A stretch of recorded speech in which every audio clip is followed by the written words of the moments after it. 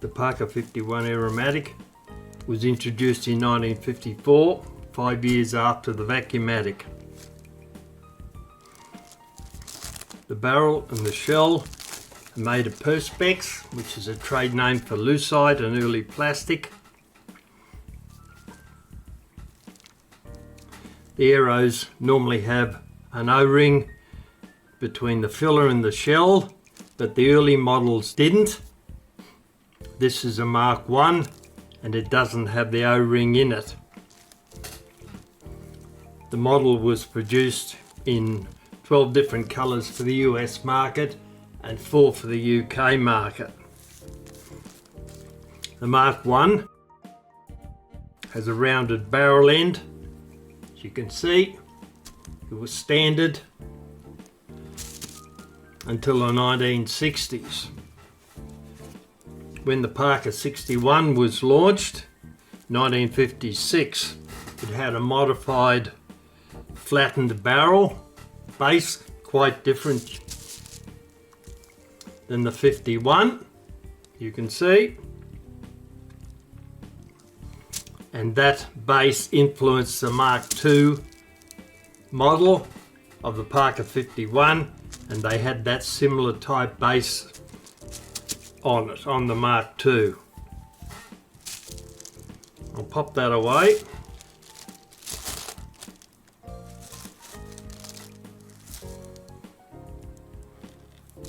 That's a 61 model.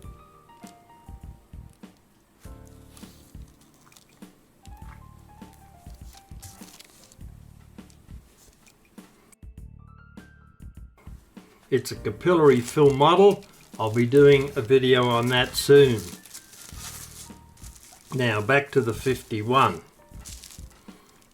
We'll take the barrel off. And in the filling mechanism, you can see that the sac is translucent, it's not made of rubber. It was a new type of plastic back in the day called ply glass, and it lasted a lot longer than the rubber, and it was semi-translucent, you could see through it. Now I'll put that over there for the moment. With that,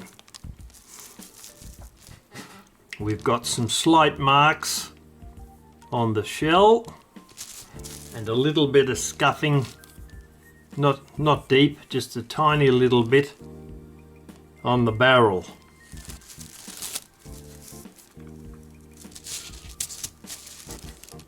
That's the shell, that part is called the shell. That's the nib. That's the feed, and that's the collector. Right, we'll put those aside. Now we're going to smooth off a little bit of the marking on the barrel and the shell. To do that, we're going to use micro mesh sheets.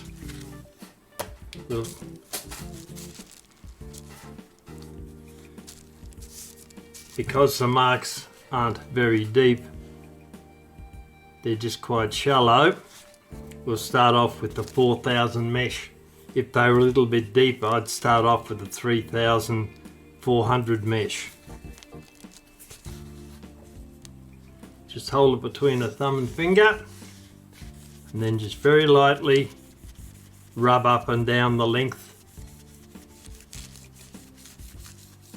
of the barrel. Turn it round, continue the action up and down, not pressing very hard. We're just taking that top layer of material off.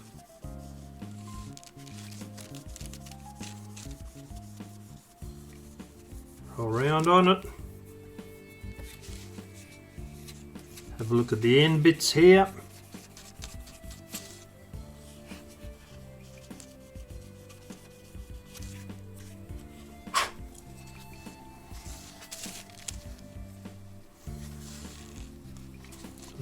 more there. You can see it's taken the gloss off, but we'll put that back on again with the next two micro meshes we use. We'll now go to 6000 and continue the same way, rubbing with the grain of the plastic, the lucite. Turn it round.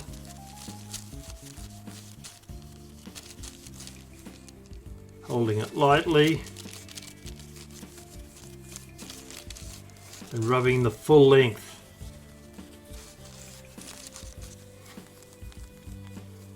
A little bit more on the ends where my fingers were touching.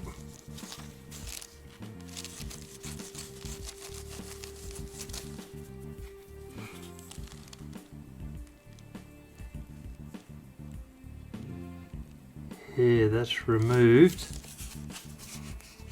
the majority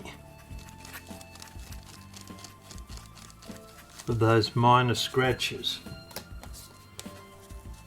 Now we've got some 8000 mesh.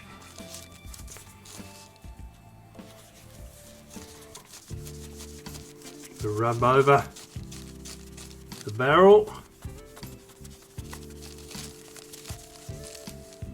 Turn it round.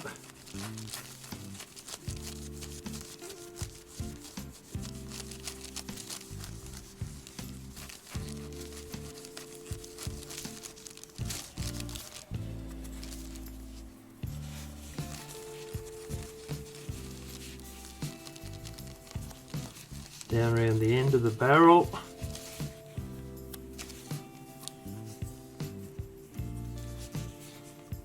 That's coming out rather nicely actually.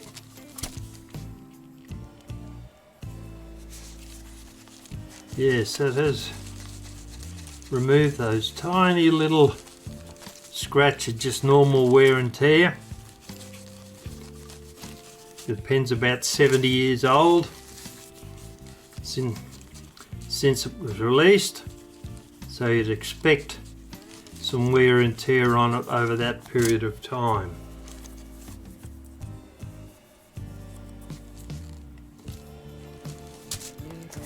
Right, final thing we'll do, we'll get out a polishing pad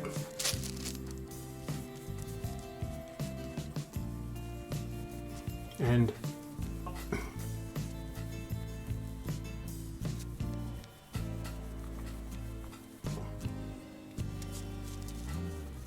to give it that final little bit of polish and put a little bit of shine on it.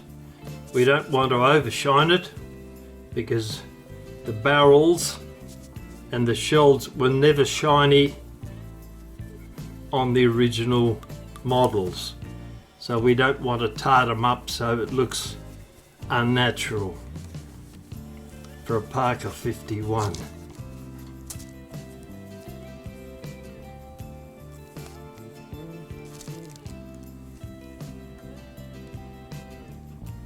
It's looking alright. Right.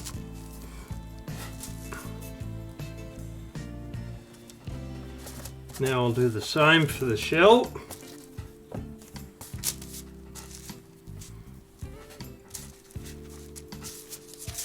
Starting off with the 4000.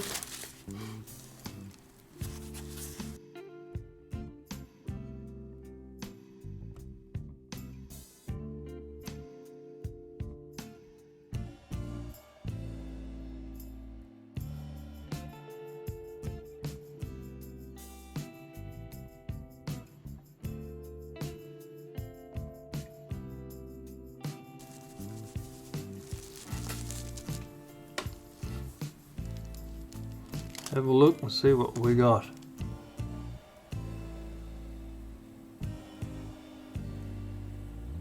That looks pretty good. I'm pleased the way that's come up. Put those aside.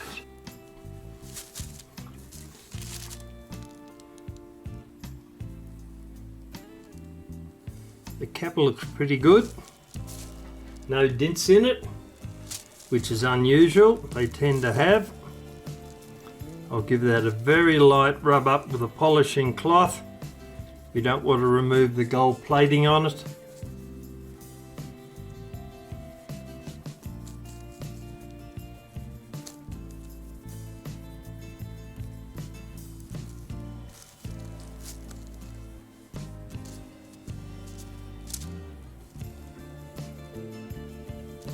Right,